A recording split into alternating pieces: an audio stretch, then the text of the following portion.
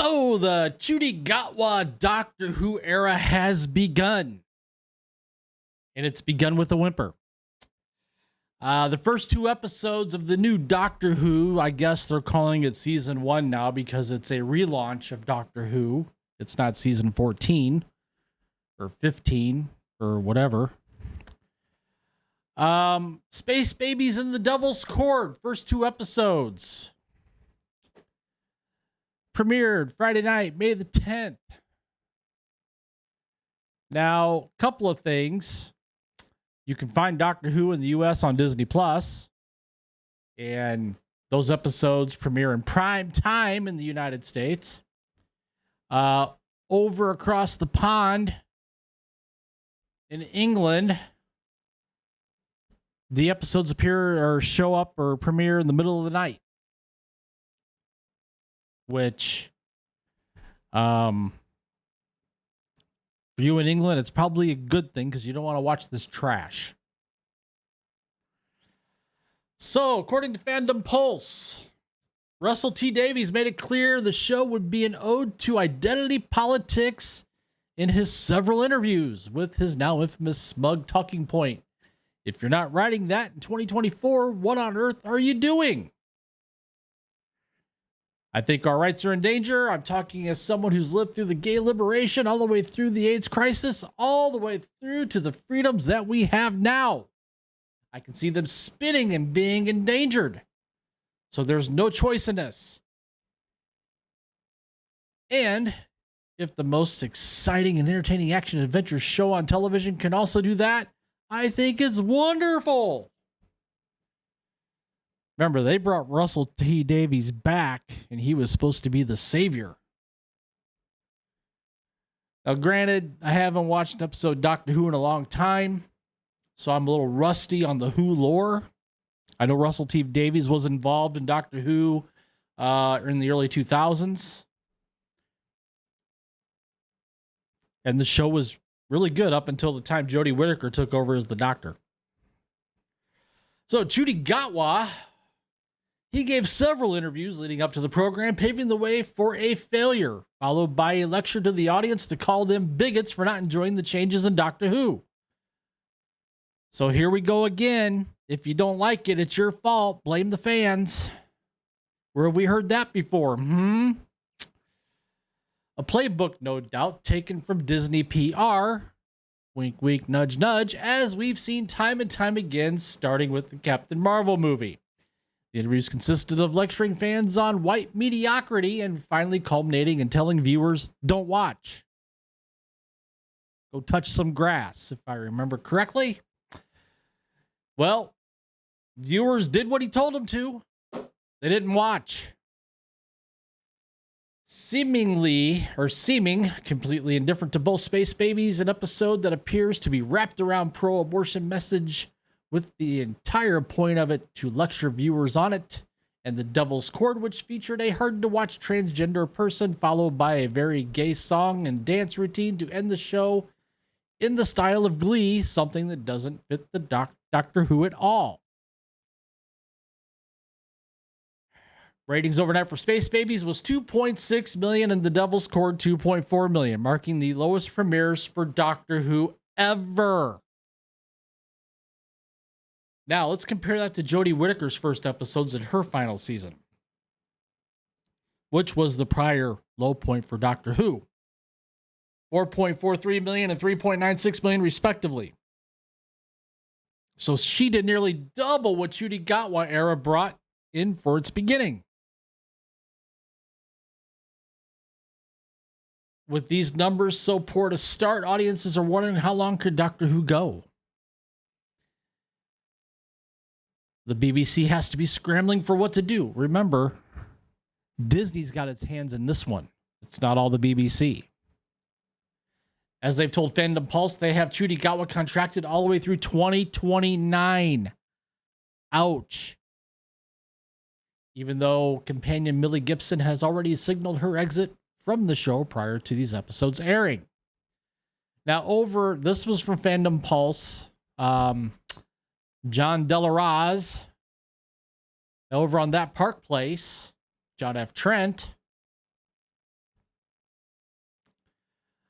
he dives a little bit deeper. And the numbers for the first 2 episodes of this season that premiered this past Friday, they did nearly half the viewership of Ncuti Gatwa's debut episode in the Christmas special, The Church on Ruby Road, which saw 4.7 million viewers overnight. Now, here's the most interesting thing of it all. Way back in 1963, the very first episode with William Hartnell as the first Doctor. 60 years ago. That episode premiered with 4.4 million viewers. However, the first Doctor would see his viewership increase over the next 10 episodes. By episode 10, it hit nearly 10.4 million viewers.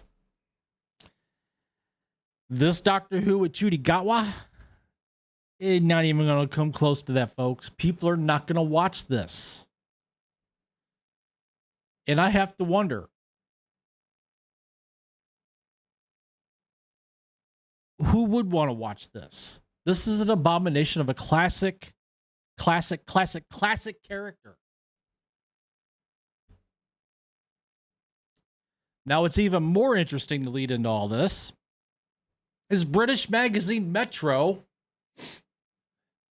They put an article out there telling white men that Doctor Who was never made just for you. Now, subsequently, they deleted their X account,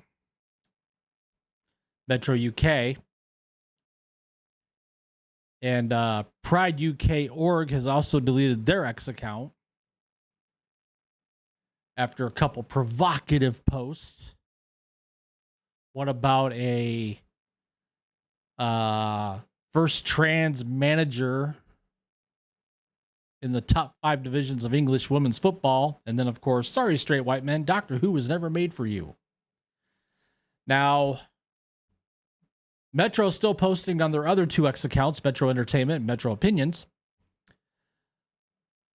But the article in question, written by Asaya, and I'm not even going to pronounce her last name because I don't want to butcher it, is still available to read on the outlet's website as well. It claims the show has always been woke.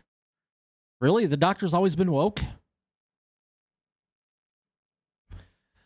But there's still a long way to go to make Doctor Who diverse, both in front and behind the camera. Ironically, she only goes as far back as the appearance of John Barrowman, who played Jack Harkness in Doctor Who. I don't remember how long ago that was.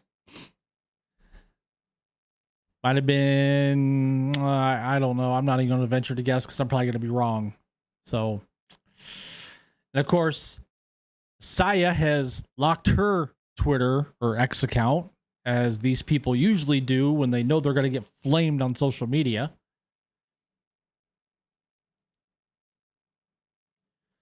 So there you have it. The Doctor Who wrap up or roundup around the world premiere of season 1 this past Friday. Its ratings weren't good. It just weren't good. And they're not going to get any better. People are not going to tune in to watch this show. Not in this form. And I'm not even going to get into the Jinx Monsoon comments, who was the trans actor in the episode of, I believe it was episode 2. The Devil's Cord. Yeah, episode 2, The Devil's Cord. Well, yeah, let me get into it. Just real quick here. This video is going to go a little long, but that's okay.